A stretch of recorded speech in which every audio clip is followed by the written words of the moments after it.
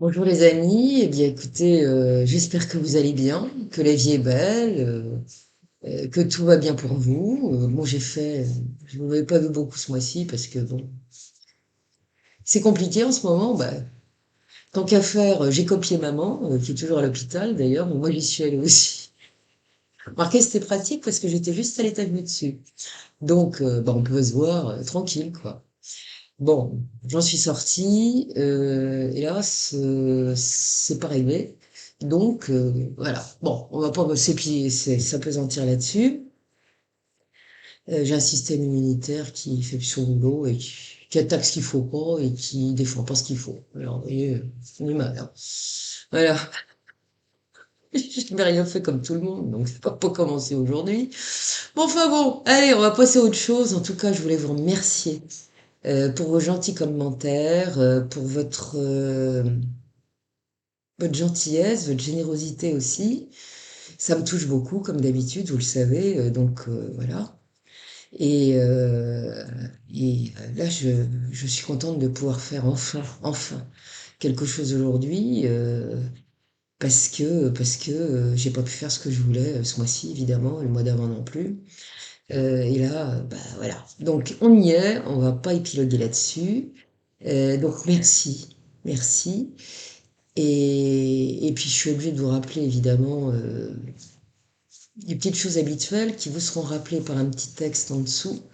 Vérifiez vos abonnements parce que vous ne vous en rendez peut-être pas compte, certains, mais vous n'êtes pas forcément abonnés, parce qu'il y a des désabonnements qui se font, ça je le vois. Alors ça peut être les gens à qui je ne plais pas, ça c'est clair, mais il y a des trucs qui se font automatiquement, il y en a beaucoup quand ils vérifient qui s'en aperçoivent. Et pour les alertes, bah, il y en a de moins en moins, beaucoup en ont, d'autres n'en ont jamais. Pour les pubs, je suis désolée, moi je programme des pubs à minima, et parfois il y en a qui s'en prennent des rafales, d'autres qui n'en ont jamais. Ce qui veut dire que bah, je suis pas payée, hein, évidemment. Donc le système est bien rodé. Les boosts, apparemment, ça ne marche plus, c'était un test. Donc voilà. Alors, pour éviter de vous ennuyer en début de vidéo, j'ai fait un petit texte maintenant qui s'adapte aux évolutions du système. Et bah, si vous prenez la peine de le lire, vous verrez, vous pouvez effectivement m'offrir des cafés. Il y a le mode d'emploi et c'est pas compliqué. Et donc, bah, j'avoue que ça m'aide bien parce que c'est pas terrible sinon, parce que bon, j'ai bien vu que ça touchait à peu près toutes les chaînes, hein, ce truc-là. Même les grosses chaînes sont affectées, impactées. On ne fera jamais plus quoi qu'on fasse, le nombre de vues qu'on faisait autrefois, on n'aura plus, ça sera plus du tout la même chose, hein. Il y a d'autres projets sur lesquels je m'étendrai pas, que je suppose être dans la tête du système. Bon, on va pas épiloguer là-dessus et on va passer à l'essentiel. Avec l'énergie que j'ai intérêt à me dépêcher parce que je me fatigue tellement vite que c'est compliqué. Voilà, en tout cas, merci. Alors, ce que je vais vous raconter aujourd'hui n'était pas ce que j'avais prévu de faire. Ce que j'avais prévu de faire, notamment pour le 11 novembre, c'était un sujet sur la petite Thérèse de Lisieux, dont je n'ai jamais parlé et qui est une sainte que j'adule depuis l'âge de 10 ans, qui m'a beaucoup aidé à certains moments de ma vie, je dois le dire, et qui m'aide beaucoup à l'heure actuelle. Voilà. Donc elle a aidé énormément de gens dans le monde qui étaient en grande difficulté, elle continue de le faire depuis le ciel. Et donc, pour ceux qui croient, qui ont ces vieilles croyances, comme certains disent, eh bien, je vais m'appliquer pour vous faire un beau sujet le mois prochain, achever ce sujet que j'avais commencé à préparer et que j'ai pas pu terminer. Et je vous le raconterai dans une prochaine vidéo pour le mois de décembre. Ça fera partie des petits cadeaux de Noël que je souhaite vous faire. Mais je le ferai avant Noël, bien sûr. Et puis, celui que je vais vous conter aujourd'hui est un sujet que j'avais déjà évoqué il y a bien des années, à l'occasion d'un sujet plus large. Et d'ailleurs, ce sujet plus large, je le reprendrai en partie et retravailler, puisque je retravaille tous mes sujets anciens pour vous être agréable sur une autre vidéo. Mais aujourd'hui, on va parler de la zone du silence. de cette zone du silence extrêmement mystérieuse qui existe au Mexique, dans l'état du Chihuahua, tout au sud de l'état du Chihuahua.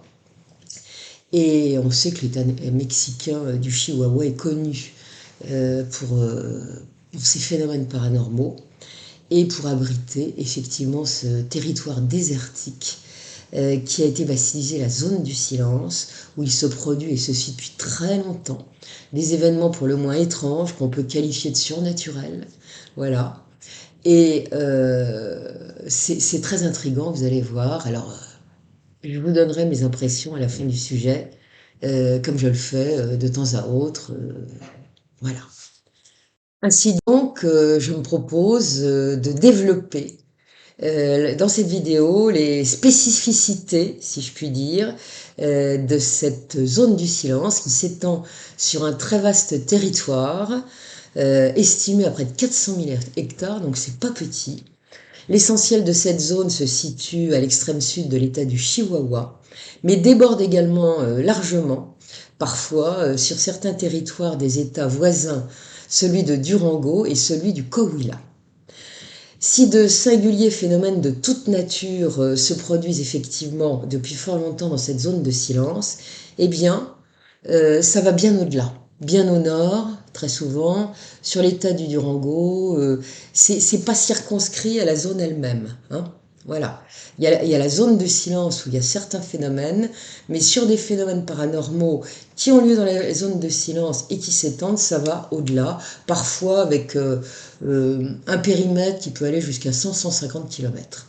Mais il se passe des choses absolument extraordinaires, comme vous allez le voir. Alors, certains, au fil du temps, n'ont pas manqué de clamer que la zone de silence, du silence qui se trouve là, et qu'on dit être unique au monde, peut-être pas d'ailleurs, si elle se trouve à cet endroit-là, c'est peut-être pas un hasard, parce qu'elle se trouve sur une latitude qui est assez identique, à quelques degrés près, à celle du triangle des Bermudes, des lieux sacrés de l'Égypte très ancienne, voilà, où il y a des pyramides, des temples, de certaines villes sacrées du Tibet aussi, du triangle du diable, qui se trouve tout à fait à l'opposé, vous voyez.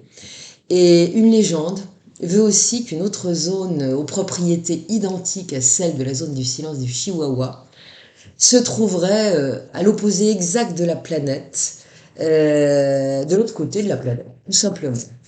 Celle-ci aurait exactement, dit-on, les mêmes propriétés que celle du Chihuahua. Il s'y produirait des phénomènes quasiment identiques et elle se situerait, dit-on, au sud de l'Asie centrale, mais personne à ce jour, dit-on aussi, ne l'aura encore trouvé. Alors peut-être que les locaux là-bas le savent. Enfin bon, vous savez, il y a beaucoup de légendes autour de ce genre de choses, mais enfin bon. En tout cas, il y a du factuel aussi, comme vous allez voir. Alors, qu'est-ce qui a fait qu'on a baptisé ce territoire sud, de l'extrême sud du Chihuahua, la zone de silence? Eh bien, elle abrite d'ailleurs quelque chose dont je veux vous parler aussi, qui est la biosphère de Mapimi, qui est un centre d'études et de recherche et également de préservation des espèces, et vous allez voir que c'est très très intéressant. Alors, qu'est-ce qui a fait qu'on l'a baptisé comme ça la zone du silence? Alors, ça a commencé en 1930 ce qui est arrivé, ce qu'a remarqué un pilote mexicain, alors qu'il était en train de survoler la zone mystérieuse, mais il ne savait pas encore que c'est mystérieux, à bord de son avion, qui s'appelait, tout le monde le connaissait bien, ce pilote, à l'époque, c'est un champion. Son avion s'appelait le Conquistador del Cielo, ce qui veut dire le conquérant du ciel. Et ce pilote mexicain, du nom de Francisco Sarabia Tinoco, qui était un pionnier de l'aviation au Mexique. Il était le champion des vols sans escale, des records de vitesse. D'ailleurs, il avait battu un jour Amelia Earhart, dont on sait toujours pas où elle est passée, parce que c'est toujours un mystère. Alors on croit qu'on sait. Alors il y a peut-être des pistes en ce moment, on verra bien. Voilà, faudrait peut-être que j'en parle un jour d'Amelia Earhart, parce que c'était quand même quelqu'un d'extraordinaire.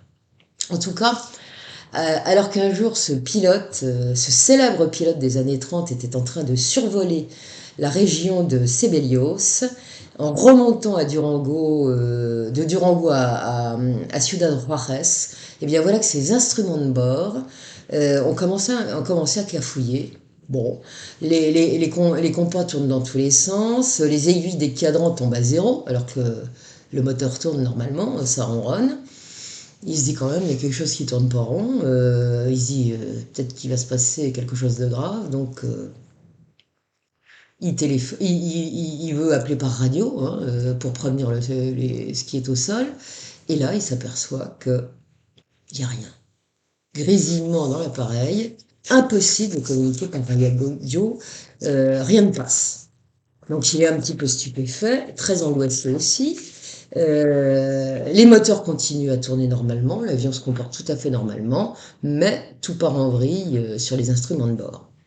Alors il se dit, je vais atterrir. Il cherche un terrain approprié pour un atterrissage d'urgence. Et c'est en faisant ces repérages pour trouver ce fichu terrain que il va s'apercevoir que tout redevient normal. Voilà. Il n'y a plus de soucis, il est descendu et puis tout redevient normal.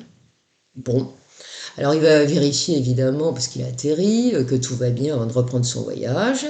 Et puis il a pris note qu'il s'est passé quelque chose de très mystérieux. Ça en est resté là, mais c'est comme ça que ça a commencé. Voilà.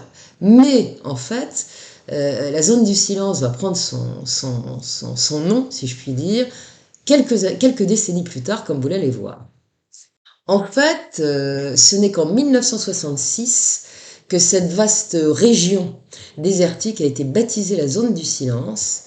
Alors il y avait la compagnie nationale mexicaine du pétrole, du forage pétrolier, qui s'appelait la Pemex, qui avait envoyé dans le secteur une équipe de prospection. Et celui qui la dirigeait, qui s'appelait Augusto Harry de la Peña, était exaspéré par les problèmes à répétition qu'il rencontrait avec sa radio, qui fonctionnait par intermittence dans certaines zones, et il avait fini par baptiser cette fichue région la zone du silence. Et alors au fil du temps, nombre d'habitants de ce territoire, de cette région, ainsi que des promeneurs, ont été confrontés à ces mêmes anomalies récurrentes, et ils ont fini par le dire, par s'en plaindre, et c'est comme ça que ça a fini par se savoir publiquement. Et ces anomalies ne se sont absolument pas apparemment limitées à des difficultés avec les ondes radio, puisqu'on aurait constaté qu'à certains endroits de ce territoire, très aride, très désertique, eh bien les boussoles pouvaient s'affoler. Voilà. Pas partout, hein, à certains endroits seulement. Et puis surtout, il y a eu un phénomène constant, ça se produit toujours, c'est-à-dire des chutes de météorites à répétition. Alors ce sont des pluies de météorites en général, hein, mais il n'y a pas eu que ça. Et parce qu'il y a eu quand même des sacrés morceaux qui sont tombés du ciel, et ils vont toujours s'écraser sur cette zone-là. C'est comme si cette zone-là les attirait comme un aimant. Et c'est un endroit qui, pour la vie, est très hostile, comme vous le verrez. Hein.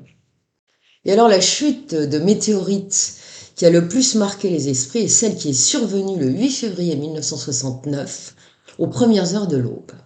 Une lumière aveuglante a illuminé mais tout le sud de l'état du Chihuahua. C'est une grosse météorite qui passe. Elle fonce tout droit vers la zone de silence. Il est quasiment impossible de l'observer tant sa lueur est éblouissante, aveuglante. Et elle va finir sa course dans une petite vallée toute proche du hameau de Pueblito Allende, et qui se trouve à peu près une centaine de kilomètres de ce qu'on définit comme étant la zone de silence aujourd'hui. L'onde de choc que le crash de ce bolide a produit a été terrifiante. Il y a eu un grondement épouvantable qui a fait résonner toute la zone et même au-delà. Tandis que le sol s'est mis à vibrer d'une manière impressionnante, les gens ont eu la peur de leur vie, et les descendants de ces gens-là qui ont assisté à ça en parlent apparemment encore. En tout cas, en se fracassant au sol, cet énorme bolide s'est désintégré. Ce sont des milliers et des milliers de fragments qui ont été projetés dans toutes les directions et parfois très loin du point d'impact. Et il se dit que le champ de dispersion de cette météorite, qui présentait une forme elliptique d'ailleurs, était très large, puisqu'il a été évalué entre 8 et 50 km. C'est vous dire le truc. Il est d'ailleurs connu, ce champ de dispersion, comme étant l'un des plus grands qui ait été répertorié sur la planète. Ce seront plus de 2 tonnes de fragments, de gros fragments qui auront été ramassés et collectés dans la région sur une période de 25 ans. Certaines sources diront qu'en fait c'est beaucoup plus que ça, c'est le double, ça ferait 5 tonnes. Et on en récolte toujours. Alors ça va du plus petit débris à des trucs qui pèsent quand même jusqu'à 110 kilos. C'est pas rien. Ça a été un sacré bolide, hein. Et cette célèbre météorite, qui est connue dans le monde entier par les connaisseurs, hein, eh bien, était tout simplement baptisée la météorite d'Allende, vous la voyez à l'écran là, en référence au lieu où il s'est écrasé. Et l'analyse de ces débris a révélé quelque chose d'absolument fabuleux. Sa composition a permis en effet, une fois qu'elle a été découverte, d'affirmer, et sans discussion possible, quelle est la plus vieille roche tombée sur la Terre. On l'a datée à 287 millions d'années. Elle est plus ancienne de 30 millions d'années que la formation de la Terre. Elle était au tout début du système solaire, apparemment. C'est un truc de fou. Et une rumeur a circulé durant un temps, voulant qu'à un moment, elle n'est pas arrivée comme ça sur la zone du silence par hasard, elle aurait dévié sa trajectoire, et on dit qu'elle aurait été repérée par une sonde spatiale soviétique, Vénus 5 ou Vénus 8, je sais pas trop laquelle, parce que selon les sources, on n'est pas d'accord. Et en fait, la sonde suivait sa trajectoire, et puis d'un seul coup, la météorite est arrivée derrière elle, il y avait un risque de collision. Et au lieu de collisionner la sonde soviétique, eh bien, la météorite en question a dévié sa course. Alors, est-ce que c'est de la daube, comme disent certains? Est-ce que c'est de la légende, de la vérité, de la désinformation, ce que vous voulez? On ne sait pas. En tout cas, ça a été dit, c'est pour ça que je vous le dis. Mais prenons... Il y a beaucoup de choses dans ce que je vais vous dire aujourd'hui qui seront avérées, mais il y a énormément de choses aussi. Faut prendre ça avec des pincettes. J'ai un peu cherché partout, mais enfin bon. Et puis, alors ça c'est de l'avéré, il y a un ranch qui a échappé de peu à la destruction, puisque par 2 fois, en 1938 et en 1954, des météorites de gros poids énormes sont venus s'écraser à une centaine de mètres de ces bâtiments. La belle hacienda a failli finir en ruine. Et comme par hasard, cette hacienda n'était guère éloignée du fameux hameau de Pueblito Allende, où est tombé le fameux bolide dont je vous ai parlé juste à l'instant. Alors c'est quand même, vous voyez, il y a quand même des zones très particulières. Et apparemment, les pluies de météorites de plus ou moins grosse taille qui s'abattent régulièrement sur la zone du silence, c'est très fréquent, eh bien, vont plutôt vers ces territoires. Alors, on retrouve au sol, et ceux qui visitent la région, parce qu'il y a beaucoup de touristes qui vont là-bas, parce qu'il y a des choses dont je vous parlerai tout à l'heure qui sont très intéressantes, eh bien, elles retrouvent dans certains secteurs, au sol, ce qu'on appelle des petites sphérules, dont la composition est identique à celles qui ont été retrouvées d'ailleurs dans cette fameuse région de la Tunguska, que j'avais évoquée sur une autre chaîne il y a bien longtemps. Vous savez il s'était passé quelque chose là-bas, alors météorite ou vaisseau qui serait craché, ça dépend, toutes les hypothèses sont bonnes, mais il y avait des choses à terre, je ne sais pas si vous vous souvenez de ce que j'avais raconté, mais c'est très particulier. En tout cas, cette météorite-là, sa zone de résonance avait été sismiquement captée dans le monde entier, pratiquement, en tout cas en Europe, et c'est intervenu le 30 juin 1908 et ça a causé des dégâts absolument considérables. Et on a retrouvé au sol ces fameuses petites sphérules. Et alors ces petites sphérules, vous les voyez à l'écran depuis tout à l'heure, elles sont essentiellement, généralement, composées de fer, de magnétite, également de métaux très rares, mais pas que. C'est très complet en général. Et la zone du silence a donc une propension manifeste à attirer les météorites, et c'est pour ça qu'on y retrouve à certains endroits ces petites sphérules que les gens recherchent. Voilà. Et certains endroits de la zone du silence ont également été enregistrés. Certains endroits ont été enregistrés ce qu'on appelle des anomalies électromagnétiques. Et c'est au début des années 1970 qu'on en saura un petit peu plus sur le sujet, du fait des recherches qui ont été menées par un certain professeur Santiago Garcia. Alors ce scientifique, qui est originaire de la petite ville de Corleone, dans l'état du Coahuila, donc qui est un état voisin de l'état du Chihuahua, et qui est également journaliste à ses heures, entendait de plus en plus souvent parler de phénomènes étranges qui se produisaient dans la zone du silence. L'homme avait l'esprit curieux, ça peut arriver, et c'est mieux d'ailleurs, quand on est un chercheur, et c'est ce qui va le décider à se rendre sur place pour y mener l'enquête. Après tout, l'endroit n'est pas très loin de chez lui, c'est à une centaine de kilomètres, donc le voilà parti avec ses instruments de mesure et des trucs qui sont assez sophistiqués, et il va relever tout de suite à certains endroits, pas de partout, hein, il y a certains endroits vraiment un concentré d'anomalies électromagnétiques. Alors des fois il y en a des petites, puis des fois il y en a des majeures. Et il ne manquera pas aussi de constater la présence au sol de ces fameuses petites billes de métal retrouvées dans la Tunguska, donc c'est ces sphérules dont je vous parlais il y a 2 secondes, et on les retrouve dans ces secteurs électromagnétiques très perturbés, hein. Et une fois son enquête de terrain achevée, le professeur Garcia va se documenter pour en apprendre un peu plus, hein. Et c'est ainsi que ses recherches vont l'amener à mettre la main sur un document émanant d'un cadre scientifique de la NASA, un chercheur qui s'appelle le docteur Richard Dawes. Et celui-là avait étudié de très près la zone du silence et avait relevé l'existence d'une anomalie magnétique majeure dans le secteur de la ville de Ceballos. Ceballos, vous verrez, on va en reparler, parce qu'il se passe beaucoup de choses là-bas.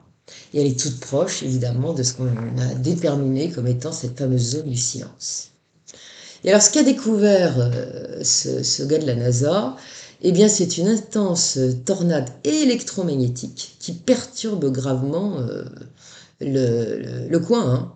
Et ça empêche effectivement tout passage normal à certains endroits, des communications hertziennes.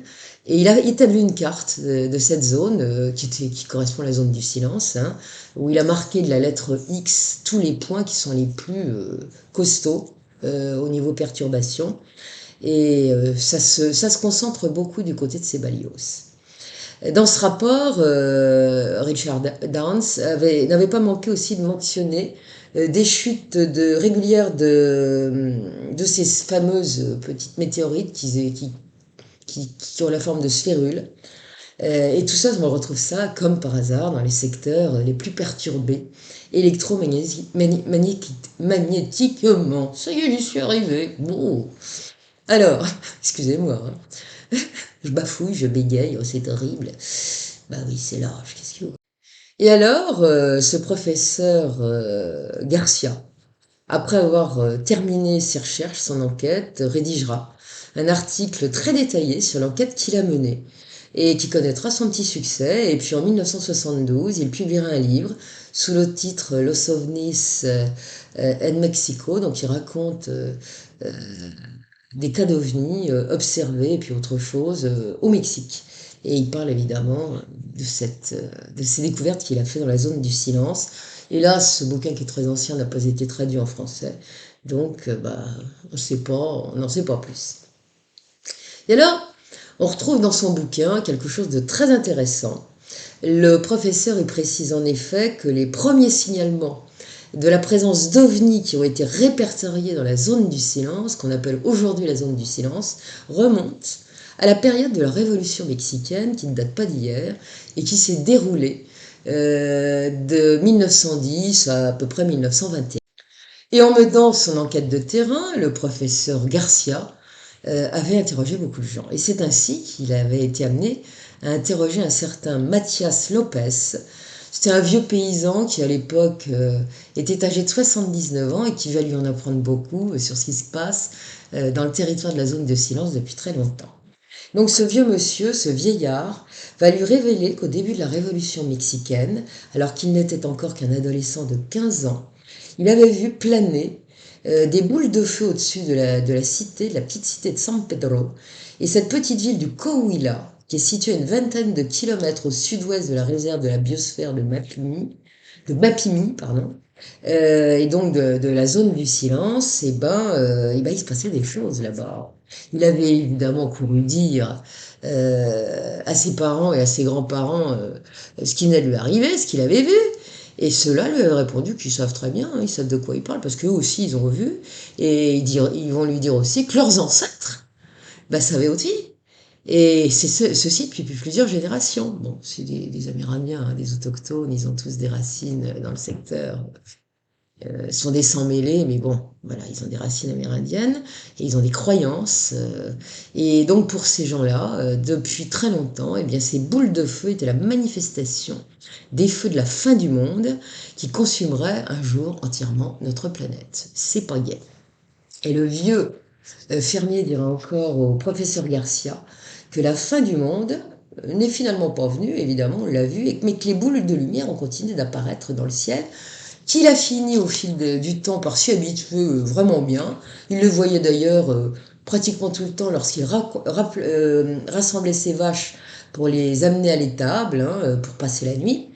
Et il restait là, à les contempler, il trouvait que c'était plutôt joli à voir, alors que ses voisins, ils n'avaient rien compris, parce qu'ils étaient parfaitement terrifiés en les voyant apparaître. Ils faisaient leur signe de croix, ils filaient ventre à terre chez eux pour se réfugier et pas les voir, enfin bon bref, voilà. Mais lui, regardait ça, tranquille. Et Mathias Lopez confiera encore au professeur que ces sphères qu'il qualifiera de... C'était pas seulement des boules, c'était des sphères flamboyantes qui traversaient le ciel et dont il estimait le diamètre quand même à une bonne douzaine de mètres, se déplaçaient parfois en faisant énormément de bruit. Elles étaient de couleur rouge, tirant parfois vers le jaune. Parfois, elles émettaient aussi des grands jets d'étincelles, c'était même assez fréquent.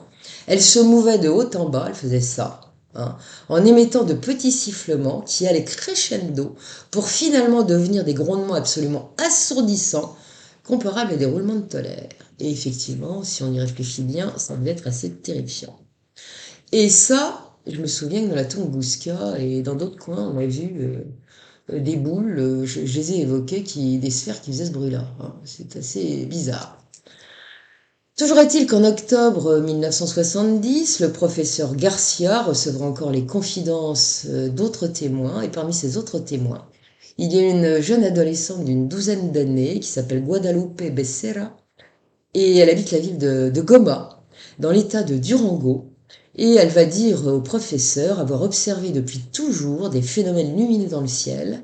Elle aurait même vu un jour une lumière brillante qui ressemblait à une grande roue. Et cette roue de lumière éblouissante s'est lentement dirigée vers une montagne, celle de la Balena, tout simplement parce qu'elle a la forme d'une baleine. Et sa lumière éblouissante est devenue si intense, si vive qu'elle ne pouvait plus la regarder. Ses yeux la brûlaient, elle était obligée de fermer les yeux, et ça l'a brûlée d'ailleurs après. Et le phénomène a lentement perdu de l'altitude, il a cessé sa course à un moment, il s'est arrêté, il est resté en sustentation au-dessus de la montagne de la Balena, et le son qu'il a émis à ce moment-là est devenu, mais alors d'une intensité rare, et c'est alors que sa lumière, qui était déjà éblouissante, s'est intensifiée, l'objet s'est élevé à la verticale, et il est parti à une vitesse euh, incroyable. Elle dira qu'en rien de temps, il est devenu aussi gros qu'une étoile, et puis pouf, plus rien.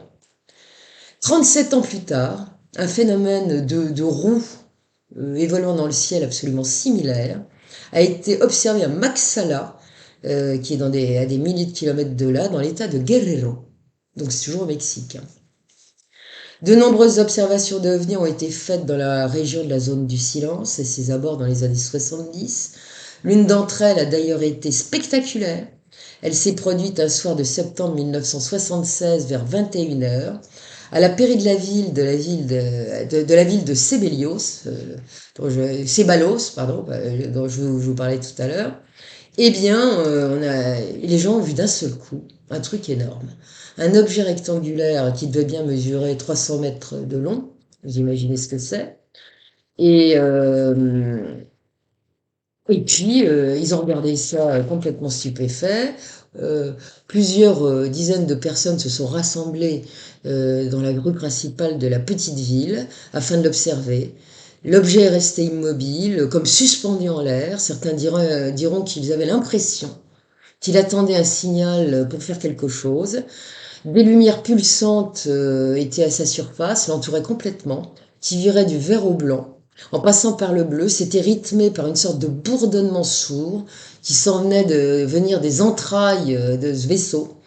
Les témoins étaient évidemment terrifiés, leur terreur s'est encore amplifiée lorsque tous les chiens de la ville se sont soudain mis à gémir, à aboyer à l'unisson avant de hurler à la mort comme des braves, parce que c'était assez lugubre. Et parmi ces témoins, il y avait un homme qui s'appelait José Madero.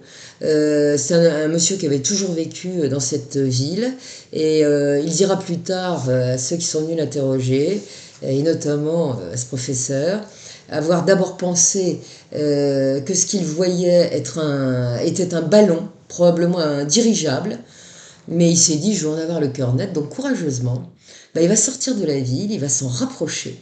Et là, il va constater que il a une carlingue qui est de couleur argentée, ça ressemble à du métal, très brillant. L'engin va finalement se décider à bouger et après avoir pris de l'altitude, bah, il va se diriger droit vers où? Bah, la zone du silence. Voilà, puis après il va disparaître. La zone du silence présente une autre spécificité, et ça c'est l'Institut technologique des études supérieures de Monterrey, qui se trouve dans un autre état mexicain. C'est un organisme privé de recherche. Eh bien, c'est cet institut qui l'a mis en exergue, cette spécificité. Cet institut de recherche a en effet découvert que des radiations cosmiques d'une intensité incroyablement exceptionnelle se trouvent spécifiquement concentrés sur la zone du silence. Les rayons solaires dans cette zone du silence sont d'une intensité de 35% supérieure à celle qui rayonne sur le reste de la planète. Apparemment, c'est une zone unique pour ce genre de choses. Et puis, il va y avoir quelque chose qui va faire beaucoup parler, beaucoup couler d'encre, et la presse ne s'en privera pas. C'est un crash, le crash d'un missile qui va durablement faire parler de lui, hein, puisqu'on l'évoque encore. Durant les années 1970, l'armée américaine a entrepris de tester un missile qui s'appelle le missile Athéna, c'est une roquette. Il a été tiré, ce missile qui va faire parler de lui depuis une base de l'US Air Force qui est située dans l'Utah, qui est celle de Green River. Et l'objectif est prévu et qu'elle aille s'écraser sur un champ de tir qui se trouve sur la base de White Sands, c'est au Nouveau-Mexique. Hein. Hélas, les choses vont pas du tout se passer comme c'était prévu. La trajectoire du missile va être suivie évidemment par des contrôleurs au sol. Sur les écrans, ceux-là surveillent de près ce qui se passe et notamment sa rentrée dans l'atmosphère. Tout va bien lorsque soudain, l'inimaginable se produit. La roquette va tout à coup brutalement dévier sa course sans la moindre raison et se diriger droit vers le Mexique. En voyant cela, les contrôleurs militaires vont déclencher une procédure d'urgence pour le détruire, ce fameux missile. Ils vont donc programmer l'annulation de l'opération en cours, reprogrammer la roquette afin qu'elle s'autodétruise. Et là, ça sera de nouveau la stupeur, parce que ça ne va pas se passer du tout comme prévu. Comme pour une fusée, ce missile a des étages. Dans un premier temps, ils seront largués les uns après les autres. Hein. On sait ce que c'est quand on voit décoller une fusée. Tout fonctionne normalement, jusqu'à ce que, sans la moindre raison, la tête du missile s'auto-active.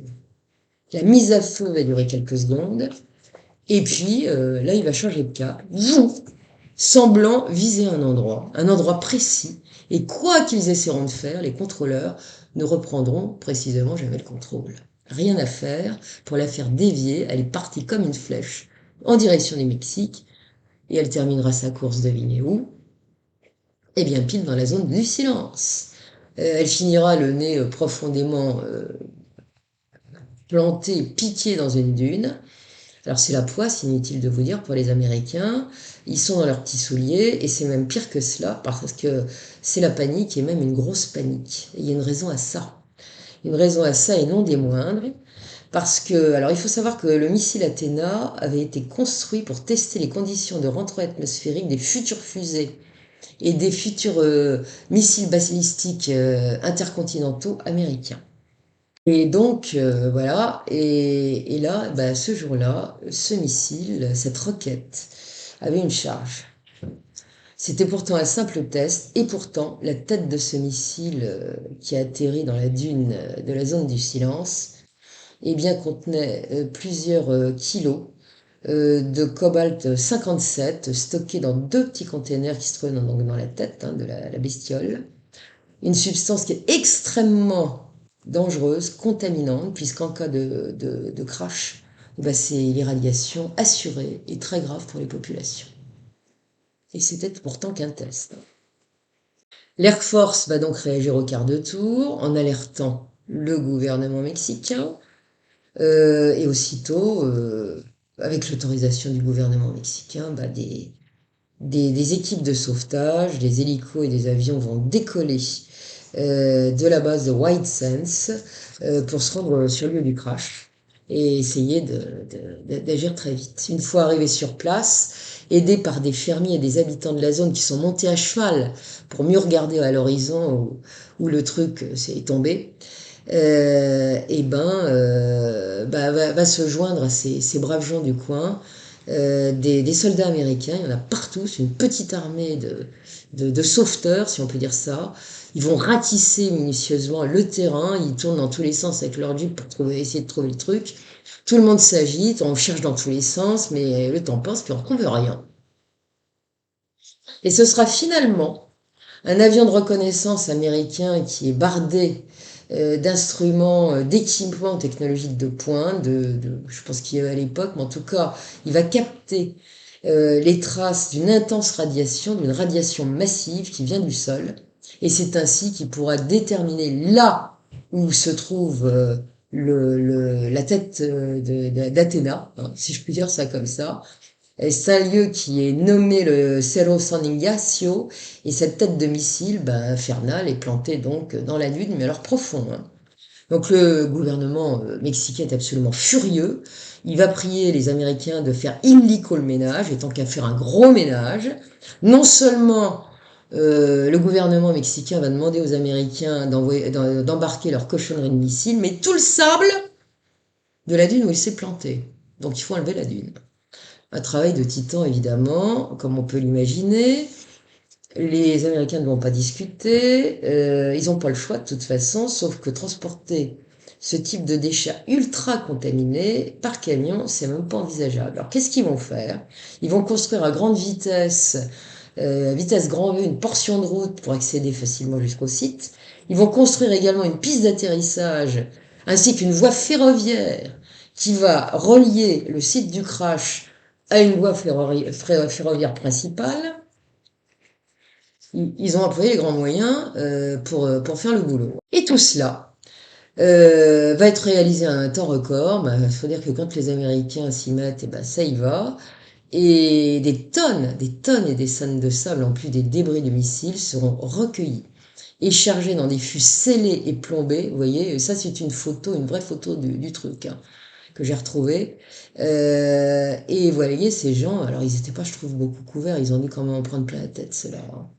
Et donc, fuselés, plombés, qui vont repartir par rail jusqu'aux USA.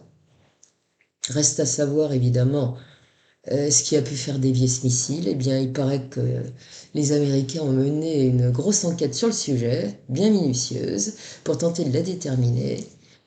Est-ce que c'est un signal radio qui aurait été la cause de son brusque changement de cap? Eh bien ça, on ne sait pas. On ne sait pas ce qui s'est passé. On le saura vraisemblablement jamais. On ne pourra certainement jamais savoir les causes de cet incident qui aurait pu, comme vous l'avez vu, avoir des conséquences absolument catastrophiques. Ça reste un grand mystère. Alors, il manquerait quelque chose à la zone du silence si on n'avait pas croisé quelques personnages étranges qui y apparaissaient. Et c'est là, c'est de ça dont je vais vous parler, je pense que ça va vous plaire. Alors, il faut savoir qu'une partie de la zone du silence, que le sol d'une partie de la zone du silence ne pullule pas que de petites sphérules à certains endroits, mais également de fossiles, de magnifiques fossiles marins, que les touristes, au fil du temps, sont venus de plus en plus nombreux pour venir les ramasser. Alors cette région est extraordinaire parce que dans des temps extrêmement reculés, quand il n'y avait qu'un seul continent, eh bien, cette partie du territoire était sous l'eau de la mer, d'un immense océan, on appelait la mer de Thétis, je crois. Et en 1975, un couple de touristes venus pour ramasser ces fameux fossiles de coquillages ainsi que des cailloux étranges, vous avez vu comme c'est beau hein, sur la reproduction. Hein. Qu'on trouve à profusion dans cette partie de la zone du silence, bah, ils étaient en train de ramasser leur truc quand soudain ils lèvent le nez. Le ciel était d'un bleu d'acier, ils ont une chaleur à crever, et comme ça arrive souvent dans le désert, il y a des formations météo qui se forment, et ils voient arriver des nuages très sombres qui se forment et qui arrivent droit sur eux. Donc ils en prennent plein la figure, courage Fillon, regagnons notre véhicule rapidement, et afin de ne pas être pris sous un déluge d'eau, ils vont pas perdre de temps, ventre à terre, ils courent donc sur un espèce de petit sentier aride d'habitude, et là ils s'en prennent plein la figure. Ils en prennent, mais alors vraiment plein la figure, et en deux temps trois mouvements, tout le sol se transforme en une sorte de marécage. À quelques mètres d'eux, ils sont presque arrivés. Ils vont voir leur beau pick-up Ford flambant neuf qui commence à s'enfoncer dans le sol comme s'il s'enfonçait dans les sables mouvants. Alors, il faut dire qu'il y a une lagune hein, aussi. Il y a de l'eau sous cette région-là à certains endroits. Alors, c'est probablement pour ça. En tout cas, c'est la panique. L'homme et la femme essayent de faire en sorte que leur véhicule s'enfonce pas. Ils n'y arrivent pas parce que c'est lourd et puis qu'à deux, on n'y arrive pas. Et puis, c'est à ce moment-là que d'un seul coup, qu'est-ce qu'ils voient devant eux? Deux hommes surgis de nulle part. Ils sont très très grands, mais vraiment très grands. On n'a pas de détails sur la hauteur, mais ça les a impressionnés. Et alors, ils sont drôlement fringués, si je puis dire ça comme ça. Ils ont des cirés jaunes comme des matelots. Hein. C'est quand même assez incongru dans une zone désertique. C'est pas le costume du coin. Hein. Et donc, ils sont un peu surpris. En tout cas, ils vont s'approcher du couple, leur adresser un signe amical de la main. Puis très aimablement, alors ils sont parfaitement humains. Hein. Il y a pas de, ils n'ont pas l'air inhumains. Et ils vont dire, on va vous aider si vous voulez bien. Ils vont dire aux gens, bah, remontez dans votre voiture, mettez-vous à l'abri, on s'occupe du reste. Et ils vont pousser le véhicule. Mais alors, une force inattendue, diront les témoins, puisque en un clin d'œil, une petite poussée, une petite pichenette, et le truc est sorti d'affaire. Le pick-up est sorti de son enlisement. Et lorsque le mari sort de la voiture pour remercier ces braves gens, ces providentiels sauveteurs, bah, y a personne. C'est comme s'ils n'avaient jamais existé. Alors, dans le désert, vous savez qu'on voit à perte de vue. Il y a vaguement des arbustes, mais ceux-là, c'était quand même des géants, apparemment. Et ben, on les aurait vus, et ben, il n'y a rien. Ça alors, ils n'en sont pas revenus. De nombreux fermiers qui traversent régulièrement la zone de nuit ont dit avoir vu plus d'une fois des étranges lumières ou des boules de feu manœuvrer dans le ciel sombre, changer de couleur, puis rester immobile avant de filer à toute allure et de disparaître à la vue. Et puis il y a ce témoignage rapporté par deux fermiers qui revenaient d'une fête un jour et ils ont observé une lumière brillante qui est soudain descendue du ciel. Et puis là, ils ont ralenti, ils ont regardé ce qui se passait, et puis ils ont vu sortir de la bouboule qui brillait magnifiquement, et ben des petits êtres qui avait le même aspect que la boule étincelante. Et ces petits êtres, ces petits personnages sont mis à marcher dans leur direction. Inutile de préciser que nos deux bons hommes n'ont pas demandé leur reste, hein, ils ont déguerpi pied au plancher, ils n'avaient pas du tout envie de les rencontrer.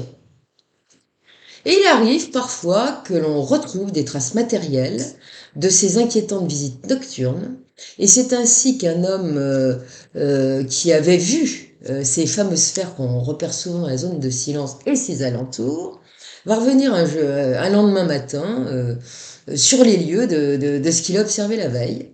Comme mystérieuse lumière qui faisait des cabrioles dans tous les sens, bah, il va découvrir que des buissons de broussailles ont été brûlés et que même le sable était noirci. Et on sait que des gens qui ont vu ce genre de choses et qui sont venus vérifier après ont parfois vu que le sol, le sable était calciné, voire même fondu. C'est vous dire. Alors, nombre de récits similaires ont été enregistrés au fil du temps, provenant le plus souvent, soulignent les ufologues locaux, de personnes qui sont considérées comme fiables. Et en novembre 1978, c'est une drôle d'aventure que va vivre un journaliste du nom de Luis Ramirez Reyes, ainsi que la personne qui l'accompagne. Le journaliste fait partie d'une équipe de télévision qui a le projet de faire un reportage sur la zone du silence, mais pas vraiment sur le paranormal. C'est plutôt sur la biosphère de Mapimi, voyez, voilà. Le journaliste décide de partir avec un photographe pour faire son repérage des lieux. Et il a dans l'idée donc de se rendre, puisque c'est ça le sujet qui intéresse dans sa tête, la réserve de la biosphère de Mapimi. Alors, dans cette biosphère de Mapimi sont étudiées, puisque le territoire est très particulier, toutes les formes de vie qui y prospèrent. Et on a dit également aux journalistes qui faisaient des recherches sur le psychisme. C'est un peu bizarre, mais enfin bon, donc il veut faire son reportage. Et voilà que les deux hommes roulent tranquillement dans une zone absolument désertique qui est censée mener à l'endroit où travaillent les scientifiques de la biosphère, parce qu'il y a un centre de recherche. Arrivés à une intersection, ils vont s'engager sur une route, et ils sont pas vraiment certains que ce soit la bonne direction. Donc ils sont assez vite un peu inquiets, ils savent pas où ils savent pas où ils vont. Enfin bon bref, ils sont pas très à l'aise. Puis ils sont un peu frémiers, ils brillent et ils ont des raisons parce que côté vivre et surtout eau, ils n'ont pas embarqué grand-chose, ils ont le minimum.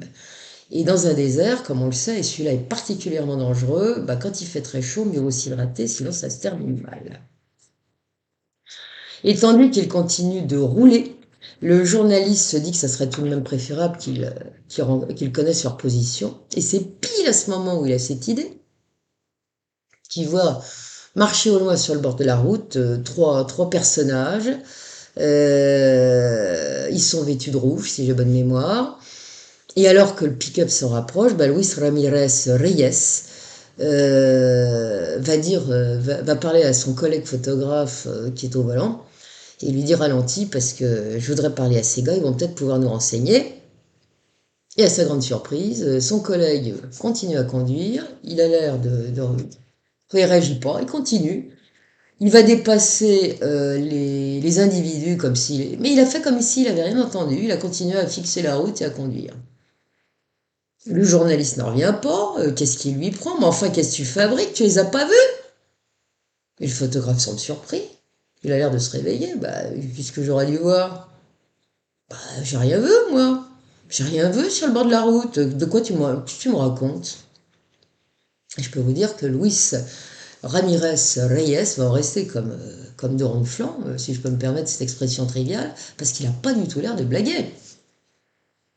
Alors donc, le voilà convaincu qu'il a été le seul à voir ces trois individus. C'est tout de même un peu fort, ça l'inquiète beaucoup. Il se demande s'il commencerait pas à souffrir d'hallucinations.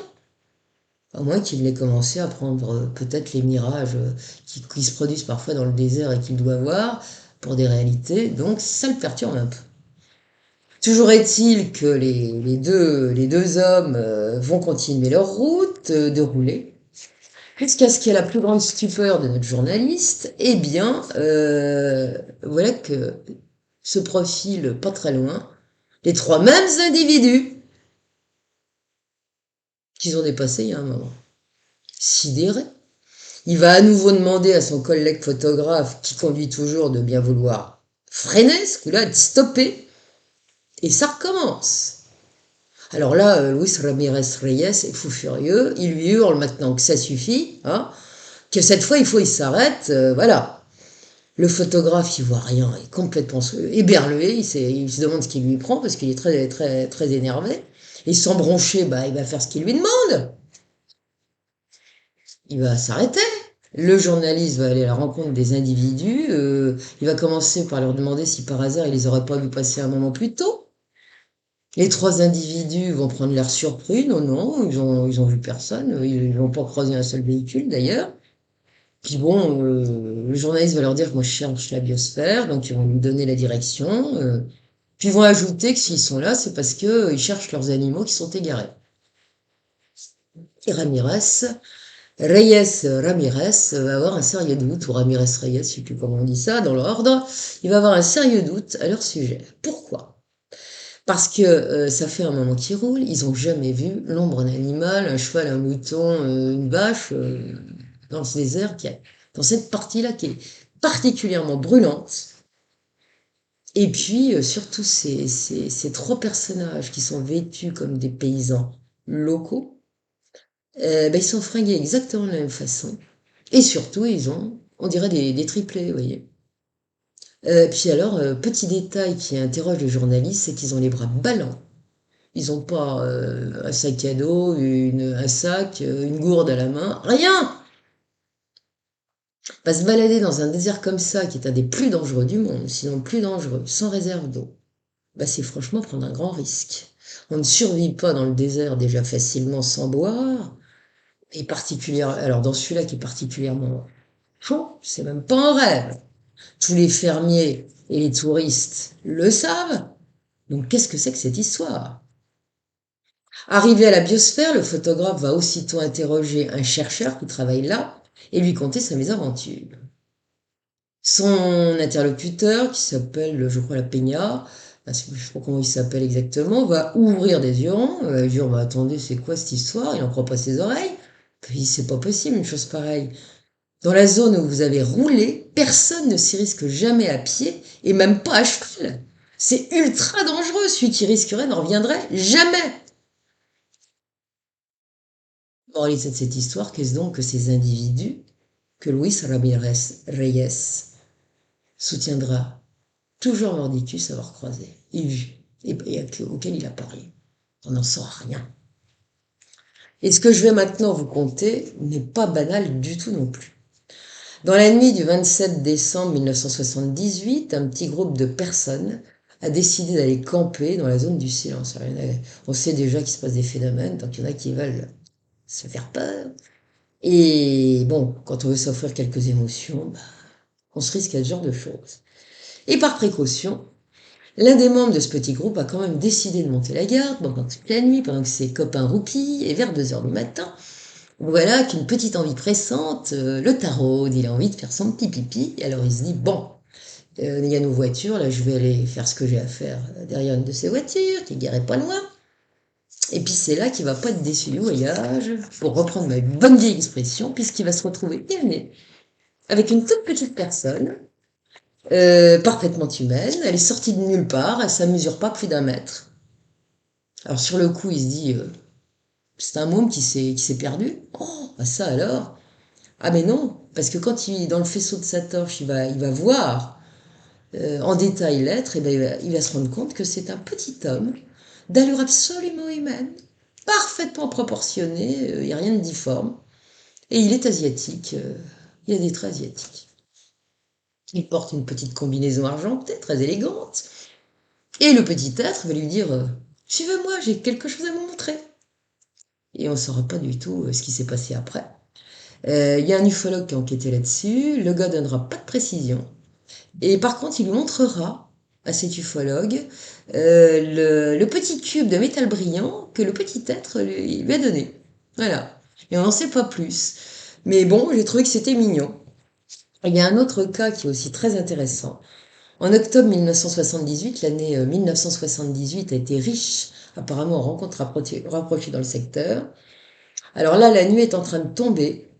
Un homme qui est probablement un fermier, hein, comme les autres, un certain Ruben Lopez, roule sur une petite piste chaotique en plein milieu évidemment de la zone du silence.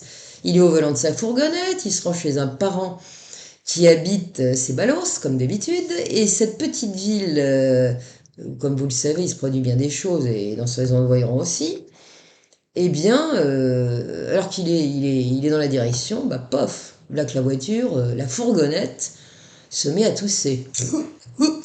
Comme moi, vous voyez. Le volet inquiet. Que se passe-t-il? C'est pas normal, il l'a fait réviser il n'y a pas si longtemps. Et c'est alors qu'il va apercevoir sur le bord de la route, posté une trentaine de mètres de là, des êtres tout petits. Sur le moment, il se dit, c'est des mômes, qu'est-ce que c'est que ça? Qu'est-ce qu'ils foutent là, surtout à cette heure-là? Et voilà qu'il arrive à leur hauteur, et c'est pas des enfants. Ils portent aussi des petites combinaisons moulantes, de couleurs argentées. Leurs têtes sont coiffées d'un petit casque qui ressemble à s'y méprendre à ceux des footballeurs américains. Mais il peut quand même distinguer leurs visages, et ces visages sont absolument humains. Ce ne sont pas des faciès d'enfants, ce sont des faciès d'adultes. Et c'est à ce moment que le moteur de sa fourgonnette va vraiment caler. Il va faire des efforts désespérés pour le redémarrer. Il va finir par y arriver heureusement. Et c'est là qu'il va voir ces petits êtres partir en ventre à terre en courant dans tous les sens. Ils vont s'éparpiller dans la nuit, dans le désert. Et stupéfait, il va reprendre la route parce que tout marche bien. Le moteur de la fourgonnette tourne à nouveau comme une horloge. Il ne tousse plus et il arrivera chez son parent tranquillement.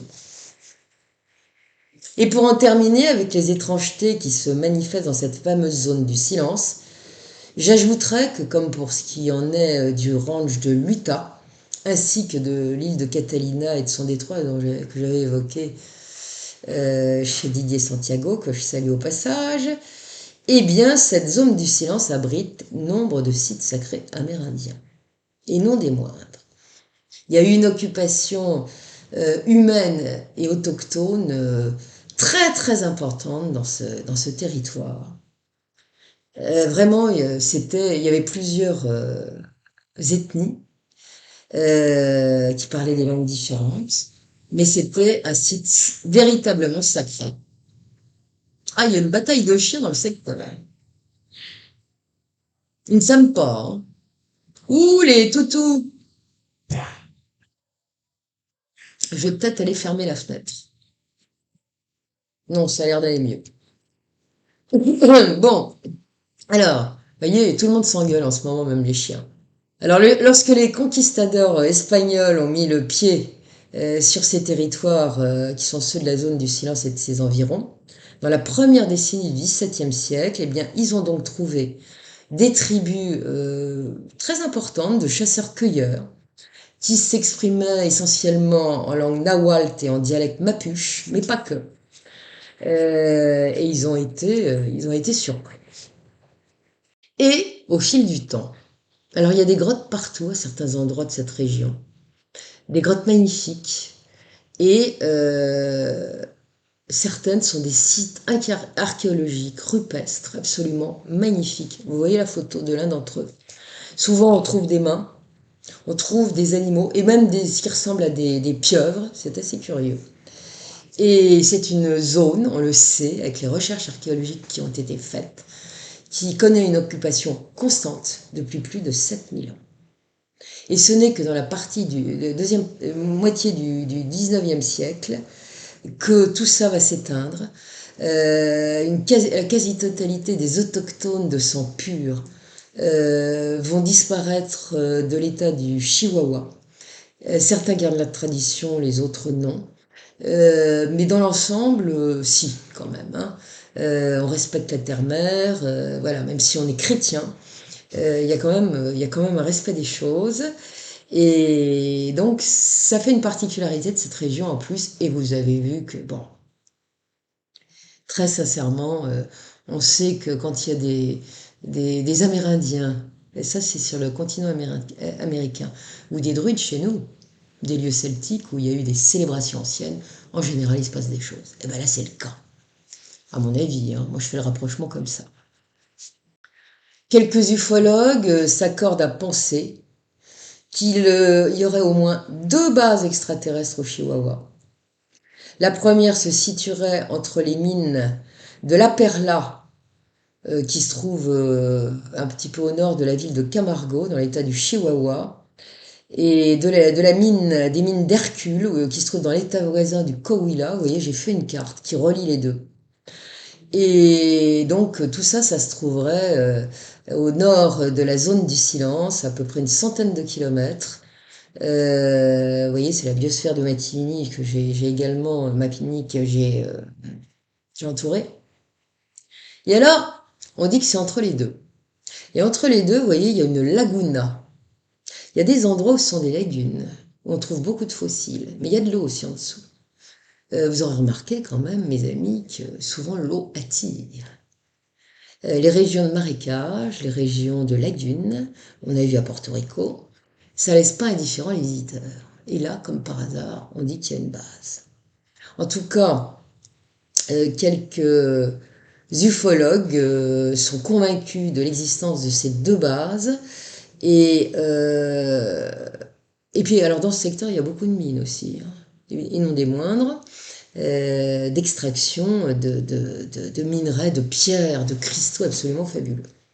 Et alors la seconde base, elle se situerait dans le secteur des communes de Casa Grandes Romanos et Buenaventura, et ça c'est dans l'état du Chihuahua. C'est pas très éloigné non plus.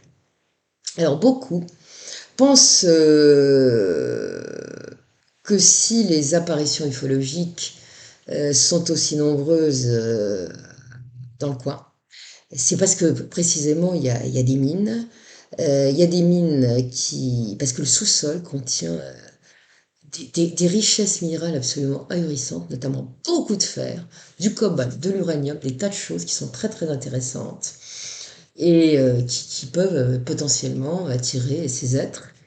Et puis bon, on sait très bien maintenant, on en est quasiment, même si c'est pas une réalité scientifique, on a fait le rapprochement, on sait que le fer intéresse énormément certaines espèces.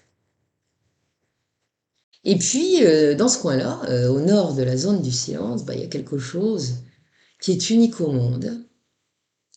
C'est cette fameuse grotte dont vous avez peut-être entendu parler, que vous voyez en photo là, qui est la magnifique grotte de Naïka. Elle abrite des cristaux mais gigantesques qui sont plus grands que les humains. Vous voyez, les humains, c'est les petits points rouges que vous voyez. Vous voyez la grandeur des cristaux. Donc il y en a un amoncellement, un fatras pas possible. Il y a d'autres murs qui ne sont que comme si des pics de cristaux qui sortaient du mur. Ces cristaux, ils sont quand même comme ça, hein. C'est pas de la petite affaire, hein, cette histoire de Naïka. Et c'est la seule grotte au monde qui abrite, à moins qu'il y en ait d'autres qu'on n'ait pas encore découvertes, des cristaux d'une taille aussi gigantesque. Est-ce que cela pourrait attirer par son magnétisme, parce que ça émet certainement des fréquences incroyables, est-ce que c'est cela, ces trucs-là, qui pourraient attirer des visiteurs venus d'ailleurs? Et alors, cette zone du silence a d'autres particularités qui n'ont rien à voir avec l'ufologie. Il se trouve que la faune et la flore ont des spécificités tout à fait particulières aussi là. Elles sont mutantes. La zone abrite en effet des espèces rares, voire pour certaines qui sont uniques au monde. C'est tout à fait exceptionnel. Ça touche aussi bien aux espèces animales qu'aux espèces végétales. Et pour ce qui concerne la faune, on a observé une incroyable mutation des reptiles dans cette zone, dont on compte au moins 36 espèces vivant dans la région désertique. Et des reptiles de tout type, des serpents, des lézards, tout ça, ce sont des mutants. Uniques au monde, hein. Et alors, cette région abrite aussi une grande tortue, une tortue géante que vous voyez là à l'écran. Elle est unique au monde. Elle a été baptisée la tortue de Bolson, Bolson de Mapigny, hein. Et elle y prospère allègrement, elle dévore bien, elle est costaud, Elle a des yeux, paraît-il, équipés de paupières tout à fait particulières qui lui permettraient de ne pas être, d'avoir les yeux blessés par les radiations qui sont absolument intenses là-bas au niveau du soleil. Et voilà, donc elle est unique au monde et on l'étudie avec beaucoup d'attention. Mais vous avez d'autres animaux, à l'image, vous pouvez voir un beau lièvre spécial zone du silence, vous voyez.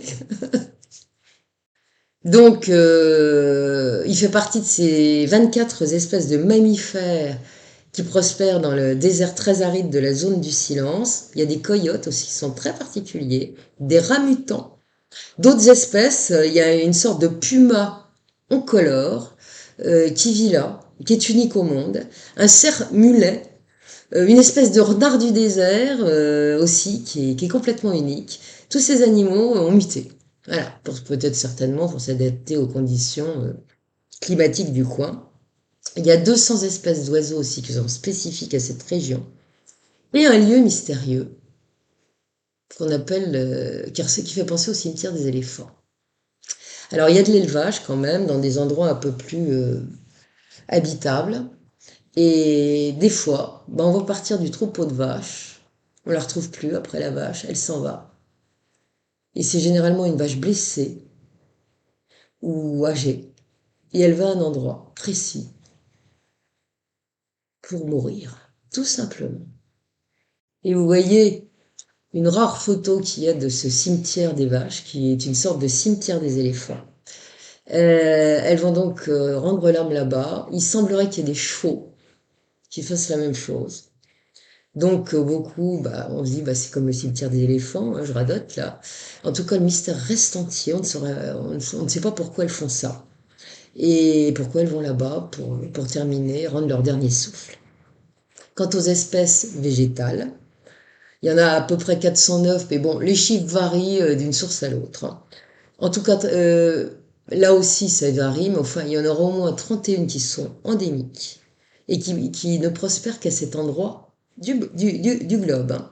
Donc, il y a des petits arbustes, des cactus, des yuccas, des tas de choses, et des espèces peu communes qui poussent merveilleusement bien dans des conditions particulièrement exécrables.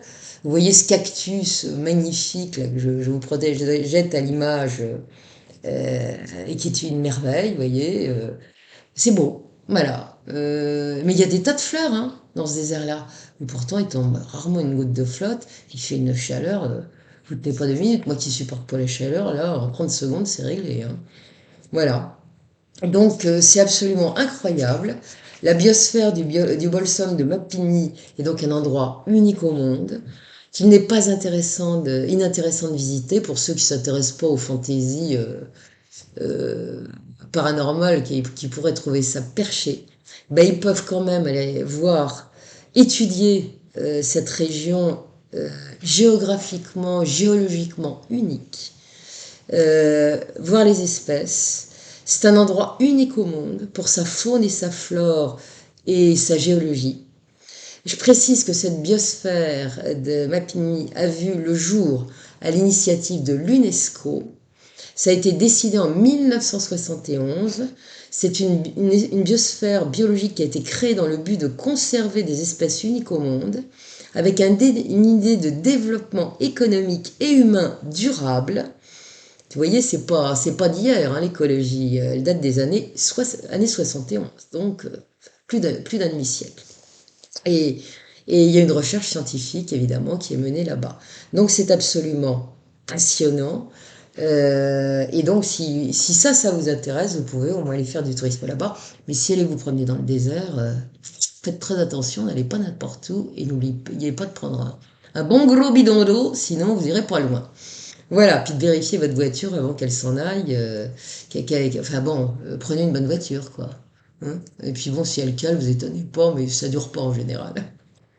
Alors, pour conclure, que penser de tout ce qui se produit dans cette zone du silence? Légende, vérité. Euh, On n'en sait trop rien, voyez. Je pense qu'il y a à boire à manger. Je pense qu'il y a des faits avérés. Ça, c'est incontestable. Il y a peut-être des choses qui ont été un peu exagérées. Ça, c'est fort probable. Mais il y a énormément de choses encore à voir. J'aurais pu aller beaucoup plus loin sur tout ça. Terrestre est une activité touristique, c'est souvent le cas. Bah, ça n'a pas échappé à la règle. Ces bonnes gens, ils ont la vie rude. Bah, ils trouvent des moyens de vivre avec ça. Ils en rajoutent peut-être un peu, mais quand même. Hein, avant que ce tourisme extraterrestre, ufologique se parte en flèche, ça fait quand même un moment que ça dure. Donc il y a des gens, vous les interrogez, ils rigolent en disant oh, oh les extraterrestres. Puis vous avez les autres qui préfèrent pas parler ou qui racontent de drôles de trucs. Donc je pense qu'il faut faire le tri. C'est quelque chose de particulier, c'est pour ça que j'ai pris le temps de vous en parler. J'ai lu pas mal de choses. En recoupant les choses et dans la logique, il y a pas mal d'âneries que j'ai lues. Par contre, il y avait des trucs qui tenaient la route et c'est cela que je vous ai rapporté aujourd'hui. En tout cas, pour moi, il y a des témoignages troublants et c'est très intéressant. Voilà. Bon, j'espère que ça vous a plu. Vous voyez, ça me fait du bien, moi, de raconter des histoires. Et pourtant, Dieu sait si c'est compliqué maintenant. En tout cas, merci de m'avoir écouté jusqu'au bout. Comme j'ai pas pu faire court comme d'habitude. Je pensais que ça allait durer rien du tout, et ben si, ça a duré beaucoup de temps. En tout cas, merci de votre écoute, merci de votre attention, merci de votre générosité, merci d'être là. J'espère que je pourrai rapidement vous parler de Thérèse de Lisieux, parce que j'ai des hauts et des bas plusieurs fois dans la journée qui sont, pour ceux qui me connaissent bien de près, hein. Pas ceux qui me connaissent de loin et qui croient savoir certaines choses, et qui racontent des conneries d'ailleurs, je le dis en passant. Et bien pour ceux qui me connaissent bien, ils savent très bien que c'est compliqué. Bon, en ce moment, en plus, il faut que je déménage pour venir vivre à côté de maman qui sera incapable, à mon avis, de se gérer toute seule. J'ai déjà du mal avec moi, donc ça va pas être de la tarte. Mais, vous voyez comme je reprends du poil de la bête quand je vous raconte une histoire et comment je suis en forme après. Donc, vous me faites du bien. Merci à vous. Vous êtes certainement, c'est une raison de vivre pour moi. Vous voyez, c'est pas la seule et l'unique, non, non, mais c'est très important. Donc tant que je pourrai travailler, bah, je tiendrai le coup.